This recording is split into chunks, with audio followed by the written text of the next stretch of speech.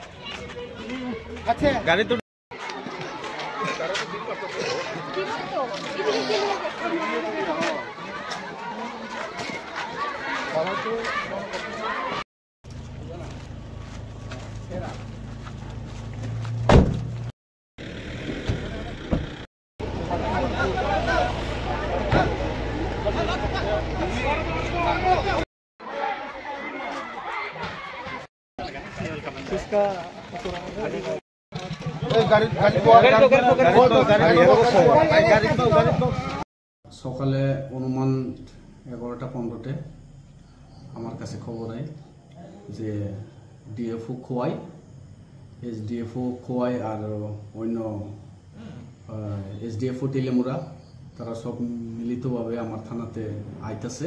আমরা একটা গাঞ্জা ডিস্ট্রাকশনের প্রোগ্রাম আছে বললে আমাকে জানাই, তো আমার মেন্টালি রেডি থাকতো। তো সাবসিকুয়েন্টলি আমি তাদেরকে অপেক্ষায় রয়েছিলাম। তো ঠিক ওই সময় তারা আমার এখানে এসে পড়ে, আর তাদের সাথে একটু তারা আসার পরে একটু পরে বিএসএফ পার্টিও আয় আমার পিএসের আন্ডারে বেলসরা বিউপি থেকে কিছু স্টাফ আছে। তো আমরা এরপরে আমি যেহেতু তারা ইনফরমেশনটা যেহেতু ডিএফওর ইনফরমেশন আমরা তো অ্যাকশনটা করতে হবে। তো যাওয়ানোর আগে এখানে আমাদেরকে স্টাফকে ব্রিফিং দেওয়া হয়।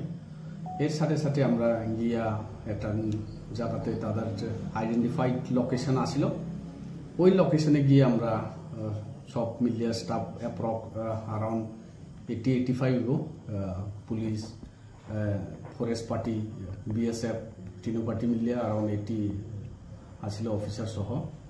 তো এখানে গিয়ে আমরা গাঞ্জা 3-4টা প্লটে আমরা কাটা হয়। গাঞ্জা অ্যাপ্রক্স 4,000-4,500 হইতে পারে অ্যাপ্রক্স। তো ওইটা কাটার পরে আমরা আগুন টাগুন লাগে ফেরার পথে দেখা গেছে যে আমাদের কাছে খবর আছে গাড়িতে ভাঙচুর করছে বলে। তো আমাদের গাড়ি একটা ওইখানে আটকে গেছে গা। তো আমরা রেস্কিউ করতে গিয়ে সব স্টাফ আমরা মিলিতভাবেই ওইখানে গেছিলাম। তখন দেখা যায় আমার থানার গাড়ি 2টা গাড়ি ভাঙানো হয়েছে, গ্লাস সব ভাঙচুর করে ওইখানে রাখছে।